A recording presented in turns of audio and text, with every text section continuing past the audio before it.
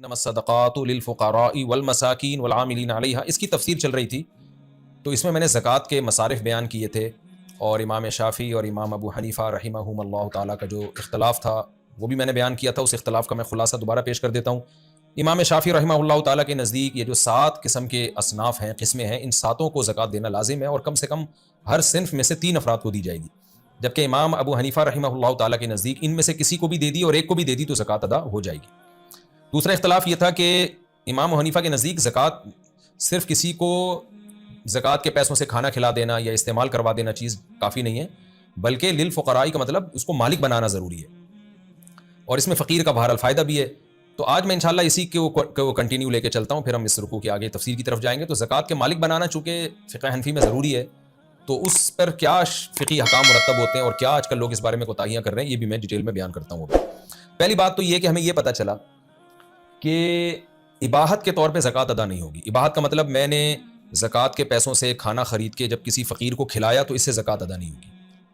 آپ کھانا hand over کر دیں اور اس کو بتا دیں کہ تم اس کے مالک ہو، تمہاری مرضی کھاؤ، تمہاری مرضی یہ پلیٹ فروخت کرو، جو مرضی کرو، تم مالک ہو، اس سے پھر زکوٰۃ ادا ہو جائے گی. اس سے آپ یہ اندازہ لگا لیں کہ بعض دفعہ یہ ہوتا ہے کہ لوگ کیا کرتے ہیں، کسی کے علاج میں زکوٰۃ دے رہے ہوتے ہیں اور مریض کو مالک نہیں بناتے، اس سے بھی زکوٰۃ ادا نہیں ہوگی. مثال کے طور پر آپ کا کوئی دوست ہے، زکوٰۃ کا مستحق ہے، وہ بیمار ہو گیا، ہاسپٹل میں ایڈمٹ ہے، آپ نے کیا کیا، دوائیں خرید کے اس کے لواحقین کے حوالے کر دیں اور وہ اس کو، یا ڈاکٹر کی فیسوں میں زکوٰۃ کے پیسے دینا شروع کر دیے، یا زکوٰۃ کے پیسوں سے دوا خرید لی. خوب سمجھ لیں اس سے زکوٰۃ ادا نہیں ہوگی. وجہ اس کی ہے کہ وہ مریض اس چیز کا مالک نہیں بنا ہے. اب آپ نے اگر ڈاکٹر کی تنخواہ دے دی یا فیس دے دی اس زکوٰۃ کے پیسوں سے، تو مریض کو تو پتہ بھی نہیں ہوتا، بعض دفعہ پتہ چل بھی جائے گا تو وہ مالک تو نہیں بنا نا اس کا. یا آپ نے اس کو دوائیں دے دی، مالک تو نہیں بنایا، وہ دوائیں پی رہا ہے، استعمال کر رہا ہے، لیکن مالک نہیں بنا. تو اس لیے اس کا طریقہ یہ ہے، اس کو یعنی میں آپ کو ایسا طریقہ بتا رہا ہوں جس سے اس کا علاج بھی ہو جائے اور زکوٰۃ بھی ادا ہو جائے. وہ طریقہ یہ ہے کہ آپ پیشنٹ کو یہ اطلاع دے دیں کہ میں تمہیں کچھ پیسے دینا چاہتا ہوں، تم مجھے پرمیشن دے دو کہ تمہارے علاج میں جب چاہوں جہاں چاہوں خرچ کروں، یعنی جس کو چاہوں دے دوں میں، یعنی مجھے یہ پرمیشن دو کہ میں ڈاکٹر کو بھی دے سکتا ہوں، اور جتنی میں دوائیں خرید کے تمہیں دوں گا تو وہ تم اس کے مالک ہوگے. یہ پیشنٹ کو کسی طرح آپ اطلاع دلوا دیں. تو پھر کیا ہوگا کہ آپ ڈاکٹر کی فیس میں جو پیسے ادا کریں گے وہ زکوٰۃ سے دینا جائز ہوگا. وجہ اس کی یہ ہے کہ حقیقت میں آپ وہ مریض کو دے رہے ہیں، لیکن مریض کو شریعت نے اجازت دی ہے کہ خود قبضہ کرے یا اس کی طرف سے کوئی نمائندہ قبضہ کر لے، تو وہ مریض ہی کا قبضہ کہلاتا ہے. اس کی مثال ایسے ہے، میں زکوٰۃ دینا چاہتا ہوں وسیم کو یا زید کو. زید نے کہا کہ بھائی میں ابھی موجود نہیں ہوں تو میری طرف سے تم بکر کو دے دو، بکر کو میں بھیج رہا ہوں تمہارے پاس، بکر میرا نمائندہ بن کے آ رہا ہے، بکر کو پکڑا دو. تو جیسے ہی میں بکر کو پکڑاؤں گا زکوٰۃ ادا ہو جائے گی. وجہ اس کی یہ ہے کہ وکیل کا قبضہ موکل کا قبضہ کہلاتا ہے. یعنی اور آسان کر کے سمجھا دیتا ہوں، آپ نے کسی کا قرضہ ادا کرنا تھا، زید کا آپ کے اوپر 1 لاکھ روپے قرضہ تھا، آپ نے زید کو 1 لاکھ روپے قرضہ دینا تھا. تو زید کہتا ہے یار ایسا کرو، میری طرف سے نا یہ فلاں کو دے دو، بکر کو دے دو، یہ پیسے میں نے اس کے پیسے دینے تھے، میرے اوپر اس کا 1 لاکھ روپے قرضہ تھا، تو آپ نے جو مجھے 1 لاکھ روپے دینے، یہ بکر کو دے دو آپ. تو اب بکر کیا ہوگا، یہ زید کا نمائندہ بن جائے گا، وکیل بن جائے گا. تو بکر کو دینا زید ہی کو دینا کہلائے گا. پھر بے شک آگے وہ بکر زید کو دے یا نہ دے، یہ اس کا ہیڈک ہے. تو وکیل کا قبضہ یہ موکل کا قبضہ کہلاتا ہے. لیکن انسان کسی کا وکیل جب بنتا ہے جب اس کے موکل نے اس کو وکیل بنایا ہو. پہلے پیسے دے دیے بعد میں وکیل بنا دیا، اس سے نہیں ہوتا ادا. مثال کے طور پر آپ نے بکر کو پیسے دے دیے زکوٰۃ کے، نیت آپ کی ہے کہ میں زید کو دوں، اور زید نے بکر کو وکیل بنایا نہیں ہے، تو اس سے زکوٰۃ ادا نہیں ہوگی. تو اب یہی مسئلہ ہے کہ اگر آپ نے پیشنٹ کو بتائے بغیر ڈاکٹر کی فیس میں زکوٰۃ کے پیسے پہلے دے دیے اور پیشنٹ کو بعد میں بتایا، تو اس سے زکوٰۃ ادا نہیں ہوگی، کیونکہ وہ ڈاکٹر پیشنٹ کا وکیل بنا ہی نہیں تھا، اس کا نمائندہ بنا ہی نہیں تھا. تو آپ پیشنٹ کو کسی طرح یہ اطلاع دلوا دیں کہ بھائی میں تمہیں کچھ پیسے دینا چاہتا ہوں. یہ بھی بتانا ضروری نہیں ہے کہ میں زکوٰۃ دینا چاہتا ہوں. جب آپ کسی کو زکوٰۃ دیتے ہیں تو شریعت میں دل میں نیت کافی ہے. زبان سے یہ کہنا کہ میں تمہیں زکوٰۃ دینا چاہتا ہوں، یہ زبان سے کہنا ضروری نہیں ہے. دل میں نیت کریں، زبان سے بے شک گفٹ کا نام دے دیں آپ اس کو. تو دل میں آپ یہ نیت کریں کہ زید بیمار ہے، اس کے علاج کی فیسوں پہ بہت پیسہ خرچ ہو رہا ہے اور وہ زکوٰۃ کا مستحق بھی ہے، تو میں ڈاکٹر کی فیس میں زکوٰۃ کے پیسے دینا چاہتا ہوں. تو آپ زید کو کال کر کے یا اس سے مل کے کہیں کہ بھائی تم ایسا کرو کہ میں جو ہوں تمہاری طرف سے کچھ پیسے ڈاکٹر کو دینا چاہتا ہوں، طرف سے گفٹ ہوگا. تو زید کہتے کہ ٹھیک ہے، میری طرف سے اجازت ہے. تو اس کے بعد آپ ڈاکٹر کی فیس جتنی بھی دیتے رہیں گے زکوٰۃ کی نیت سے، وہ زکوٰۃ ادا ہوتی رہے گی، کیونکہ چاہے وہ ڈاکٹر مالدار ہی کیوں نہ ہو، کیونکہ یہ ڈاکٹر کا قبضہ اصل میں اس پیشنٹ ہی کا قبضہ کہلائے گا، کیونکہ زید نے اس کو وکیل بنا دیا. تو اس طرح دواؤں میں بھی ہو سکتا ہے. اب بار بار دواؤں میں مالک بنانا مشکل ہوتا ہے، تو آپ پیشنٹ کو یہ کہہ سکتے ہیں کہ بھائی تم اپنی طرف سے کسی کو نمائندہ بنا دو, میں تمہارے علاج پہ پیسے خرچ کرنا چاہتا ہوں, تو میں اس کو پیسے دیتا رہوں گا اور وہ حسب ضرورت تمہارا علاج کرتا رہے گا, چاہے وہ ڈاکٹر کی فیس میں دینا ہو یا کوئی ٹیسٹ کروانا ہو یا دوائیں لانی ہو, تو وہ میں سب یعنی تمہیں پیسے دینا چاہتا ہوں. تو اب تم سے میرا رابطہ مشکل ہوتا ہے تو تم اپنی طرف سے کسی کو نامزد کر دو.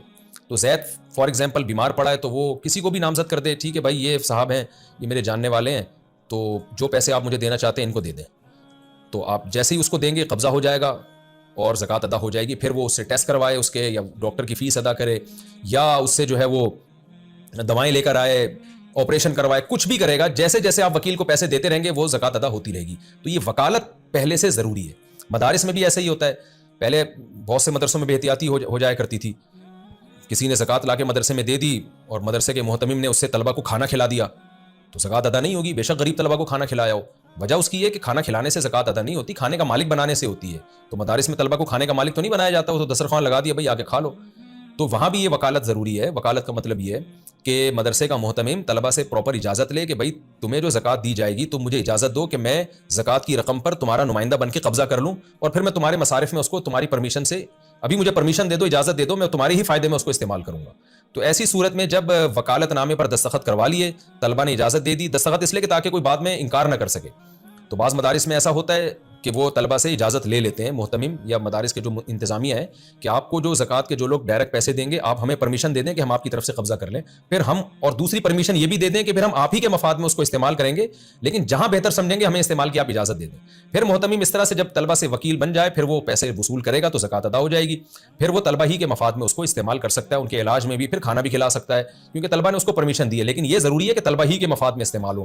پھر یہ خیانت کرنا کہ اس کو کسی اور جگہ استعمال کر لینا یہ حرام ہے. تو خلاصہ کیا نکلا کہ زکوٰۃ میں مالک بنانا ضروری ہے, چاہے اصل غریب بنائیں یا اس کے کسی نمائندے کو مالک بنائیں, لیکن وہ نمائندہ اس کی طرف سے نامزد ہو. نمائندے کو دے دیں گے پھر نمائندہ اس کی مرضی سے جہاں چاہے استعمال کرے. اس سے ایک اور مسئلہ بھی حل ہو گیا. بہت سے لوگ ہم سے مسئلہ پوچھتے ہیں کہ جی ہم کسی غریب بچے کو زکوٰۃ کے پیسوں سے تعلیم دلوانا چاہتے ہیں.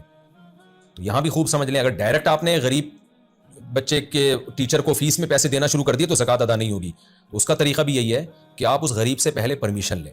آپ کہیں کہ بیٹا میں تمہیں کچھ پیسے دینا چاہتا ہوں لیکن میں نے تمہارے ہاتھ میں پکڑا دیا, تم پان گھٹکے میں نہ اڑا دو کہیں, میں چاہتا ہوں میں تمہاری تعلیم پہ خرچ کرنا چاہتا ہوں. اس کو یہ نہ بتایا میں زکوٰۃ دے رہا ہوں, بس میں تمہیں ایجوکیشن دلوانا چاہتا ہوں, تو تم مجھے اجازت دے دو کہ میں تمہاری طرف سے کی فیس میں دے دیا کروں یا تمہیں کتابیں لے کے دے دیا کروں, یا تم اپنا نمائندہ کسی کو بنا دو. مثال کے طور پر اپنے والد کو نمائندہ بنا دو کہ وہ تمہاری طرف سے پیسوں پہ قبضہ کر لیا کریں اور تمہاری تعلیم میں جیسے چاہیں استعمال کریں. تو وہ لڑکا جب اپنے باپ کو وکیل بنا دے گا تو جیسے ہی باپ کو آپ پیسے دیں گے تو وہ زکوٰۃ ادا ہو جائے گی. یوں ہی سمجھا جائے گا جیسے اس غریب بیٹے نے ہی قبضہ کر لیا ہے, لیکن پھر باپ پابند ہوگا کہ اس کی ایجوکیشن ہی میں استعمال کرے کیونکہ دینے والے نے ایجوکیشن کے لیے دیے پیسے, وہ پھر خیانت ہو جائے گی. تو بچہ مالک بن جائے گا اس رقم کا, تو اور وہ وکیل بن جائے گا باپ اس کا. ہاں اگر بچہ نابالغ ہے اور اس کو آپ زکوٰۃ دینا چاہتے ہیں تو باپ خود بخود آٹومیٹیکلی شریعت میں اس کا نمائندہ ہوتا ہے. یعنی ایک نابالغ بچے کی ایجوکیشن پہ یا علاج پہ آپ پیسہ خرچ کر رہے ہیں تو پھر بچے کے قبضے میں دینا ضروری نہیں ہے. پھر جو بچے کا باپ ہے وہ آٹومیٹیکلی اس کا وکیل ہے, چاہے بچہ اس کو وکیل نہ بھی بنائے, تو باپ کے قبضے میں دینے سے بچے ہی کا قبضہ کہلائے گا. اگر بچہ نابالغ ہے تو خوب سمجھ لیں, پھر بچے باپ کو دے دیا تو وہ بچے کا قبضہ کہلائے گا. لیکن خوب سمجھ لیں جس کا باپ مالدار ہو تو ایسے نابالغ بچے کو زکوٰۃ لگتی نہیں ہے. پھر یہ ضروری ہے کہ اس بچے کا باپ بھی غریب ہو تو ایسے نابالغ بچے کو زکوٰۃ دی جا سکتی ہے. اگر بچے کا باپ مالدار ہے اور بچہ نابالغ ہے تو نابالغ بچہ باپ ہی کا تابع ہوتا ہے. وہ باپ مالدار ہے تو بچہ مالدار سمجھا جائے گا, باپ غریب ہے تو بچہ غریب سمجھا جائے گا. تو یہ خلاصہ یہ نکلا کہ مالک بنانا ضروری ہے, اور ملکیت میں یہ ضروری نہیں ہے کہ عین اس فقیر کے ہاتھ میں دیں, بلکہ اس کے کسی نمائندے کے ہاتھ میں بھی رقم دی جا سکتی ہے, لیکن نمائندہ اس کو پہلے سے بنانا پڑے گا. اور نابالغ بچہ یا بچی اس کا جو باپ ہے وہ آٹومیٹیکلی اس کا نمائندہ ہوتا ہے پہلے سے شریعت کی نظر میں. یہ مسئلہ بھی یہاں بیان ہو گیا. ایک اور مسئلہ کہ زکوٰۃ کی رقم کسی کی اجرت میں نہیں دی جا سکتی. مثال کے طور پر آپ کے ٹیچر غریب ہیں, آپ ان سے انگلش پڑھ رہے ہیں یا قرآن پڑھ رہے ہیں یا کچھ بھی پڑھ رہے ہیں, تو آپ نے کیا کیا, جو فیس ان کو منتھلی دینی ہے اس میں آپ زکوٰۃ کی نیت کر لیں. ایسا نہیں ہے, کیونکہ وہ فیس تو آپ پر پہلے سے ہی ویسے ہی واجب ہو چکی ہے, اس لیے زکوٰۃ فیس کے علاوہ دی جائے گی. جو فیس آپ پر لازم ہے وہ تو ویسے ہی اس کا حق ہے نا, اس میں زکوٰۃ کی نیت نہیں ہو سکتی. اسی طرح مسجد کا امام ہے, کمیٹی کی طرف سے امام کی ایک تنخواہ متعین ہو چکی ہے. اب کمیٹی یہ نیت کر لے کہ ہم زکوٰۃ میں سے اس کی تنخواہ دیں گے, یہ بھی حرام ہے, ناجائز ہے, اس سے زکوٰۃ ادا نہیں ہوگی. کیونکہ جب امام سے ایگریمنٹ ہو گیا کہ آپ کو منتھلی تنخواہ دی جائے گی تو وہ تنخواہ تو اس کا حق ہے نا, زکوٰۃ تو حق کے علاوہ چیز ہوتی ہے. تو وہ ہاں تنخواہ سے ہٹ کے اگر آپ کوئی امام کے ساتھ زکوٰۃ میں تعاون کرنا چاہیں تو الگ بات ہے. تو جو بھی تنخواہ ہوتی ہے اس کو زکوٰۃ میں سے مائنس نہیں کیا جا سکتا, یہ بھی خوب سمجھ لیں. ہاں وہ جو میں نے ابھی ڈیٹیل بیان کی کہ کسی کو وکیل بنا دیا اور وکیل کو زکوٰۃ دے دی, پھر وہ جو چاہے تنخواہ میں بھی دے دے اس کو, لیکن ڈائریکٹ کسی کی تنخواہ میں, وہ تنخواہ جو ویسے ہی لازم تھی آپ کے اوپر, اس میں زکوٰۃ نہیں دی جا سکتی. اسی طرح فیکٹری کے جو ملازمین ہیں, بعض سیٹھ لوگ یہ کرتے ہیں ان ملازمین کو تنخواہ دے رہے ہوتے ہیں, اس میں زکوٰۃ کی نیت کر رہے ہوتے ہیں, یہ بھی ناجائز ہے, اس سے زکوٰۃ ادا نہیں ہوگی. ظاہر ہے اس کی تنخواہ تو ان کو کام کے بدلے میں دی جا رہی ہے نا وہ تنخواہ, تو تنخواہ الگ سے دیں اور زکوٰۃ پھر الگ سے دیں. بعض فیکٹریوں میں یہ رواج ہے بونس دینے کا, تو بونس میں زکوٰۃ کی نیت کر لیتے ہیں کہ جی عید پہ کے موقع پر ہم ایک اضافی تنخواہ دیں گے. تو یہ بھی خوب سمجھ لیں, جہاں عرف یہ ہو کہ سال میں ایک دفعہ ڈبل تنخواہ دی جاتی ہے اور عرف کی وجہ سے اس کو لازم سمجھا جاتا ہو, تو وہ بونس بھی تنخواہ ہی کا حصہ ہوتا ہے. اور اگر ایسا عرف نہیں ہے, کوئی ایسا ملازمین سے ایگریمنٹ نہیں تھا, سیٹھ صاحب بالکل اس کے پابند نہیں ہے کہ ڈبل تنخواہیں دیں, تو پھر وہ جو اضافی بونس ہے وہ زکوٰۃ میں سے دیا جا سکتا ہے. خلاصہ یہ کہ جو رقم آپ پر پہلے سے واجب الادا ہو اس میں زکوٰۃ کی نیت نہیں کی جا سکتی.